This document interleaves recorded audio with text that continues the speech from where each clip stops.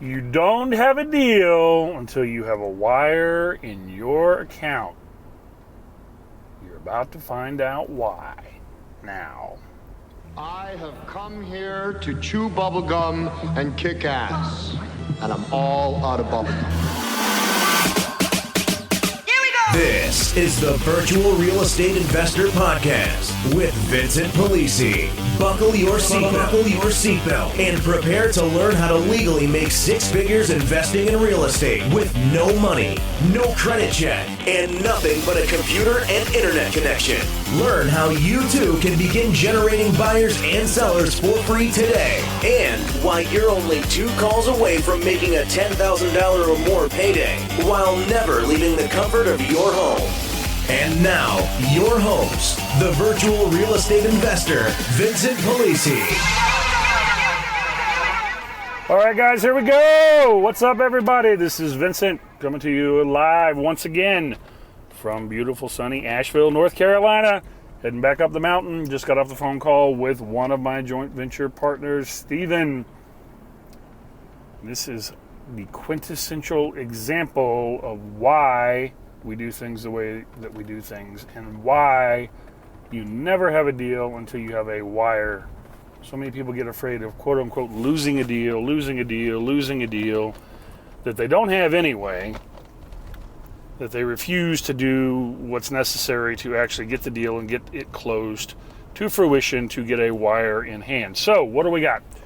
We have got a buyer that's executed our joint venture agreement that has a closing schedule, a conventional closing scheduled on their existing home. They do not qualify for conventional financing on the new property, and they need the money from the sale of their new home or sale of their existing home for the down payment for us for the new home that they are looking to purchase.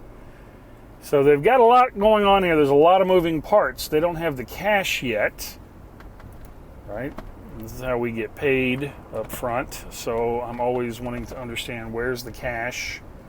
You've heard the thing, who's got my money? Who's got my money? Well, I want to talk to who has my money, because obviously they're trying to get us to push forward on a contract on a property, but I don't have proof of funds yet, and I want to understand exactly what is going on with the existing purchase. When's it going to close?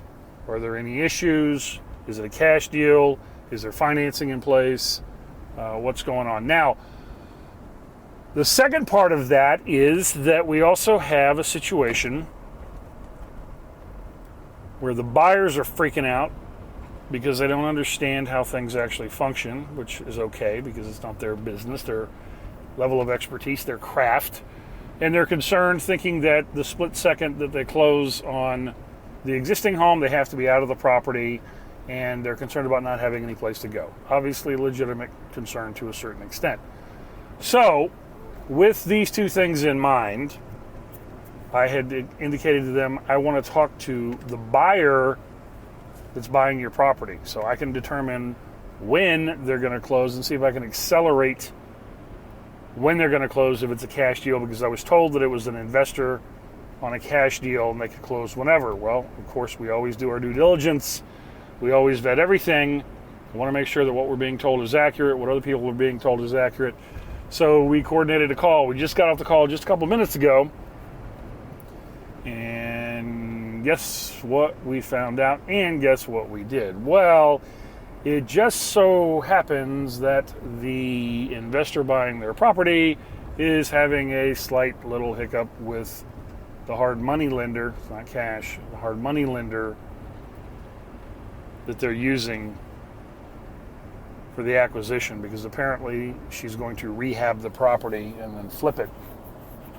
So she was happy to hear from us with the understanding that the buyers wanted to stay in the property a little bit longer after the closing, because it opened up an opportunity for her in sort of a give and take thing to be able to extend out her closing date, which is not what I wanted.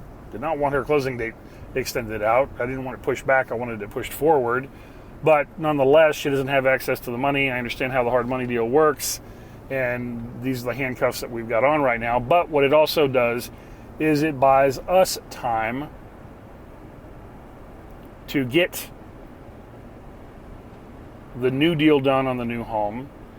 And at the same time, it provided us an opportunity to have a conversation about a seller leaseback where the sellers could then pay the hard money interest expense for the period of time that they need to hold over in the property in the event that the timing doesn't match up perfectly between the two closings.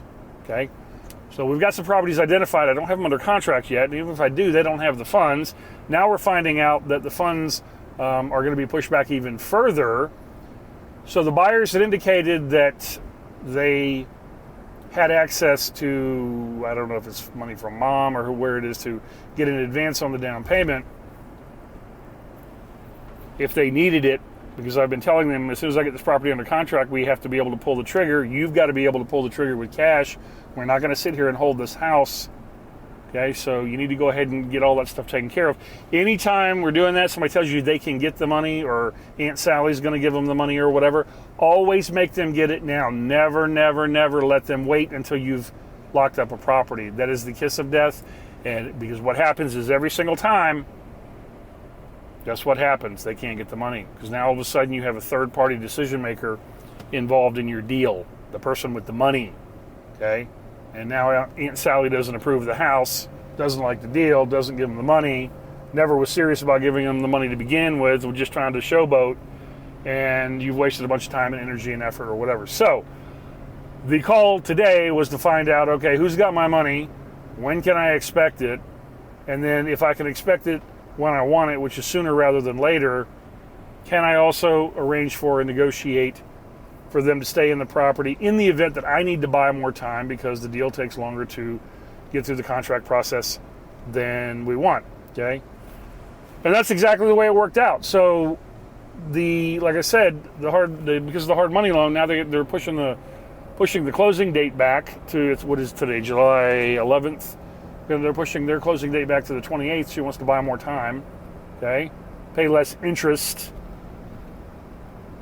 on the hard money loan. And at the same time, then we were able to buy time through, actually without them having to pay money for the seller lease back, through August 11th. So they get to stay in the property for 2 more weeks afterwards at no cost for the ability for her to push the closing back. Okay, so less than ideal on pushing the closing back because I want the cash available now, but it is what it is. If she doesn't have the money, she doesn't have the money. We'll give her the opportunity to get the money because they don't have any other deal in place.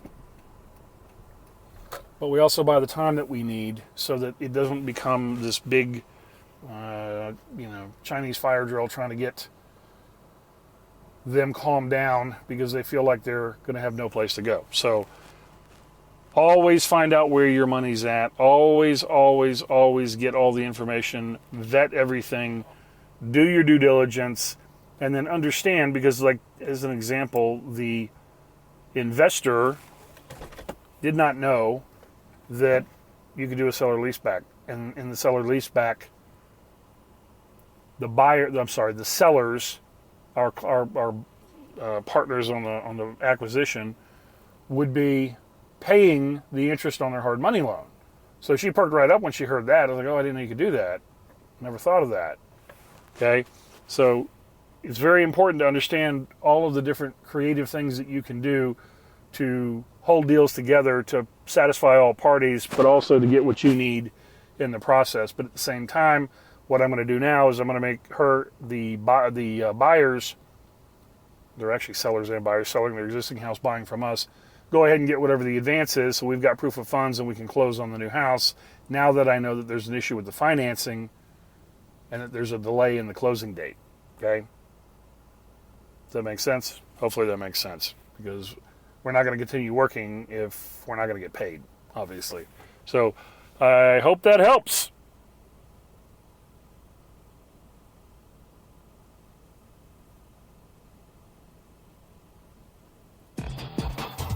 Thank you for listening to the Virtual Real Estate Investor Podcast with Vincent Polisi. If you found any value in this podcast, please use our Give to Get method and take a moment to give us a 5-star rating in iTunes and your favorite podcast service so we can keep giving you excellent episodes of real content you can use to profit today.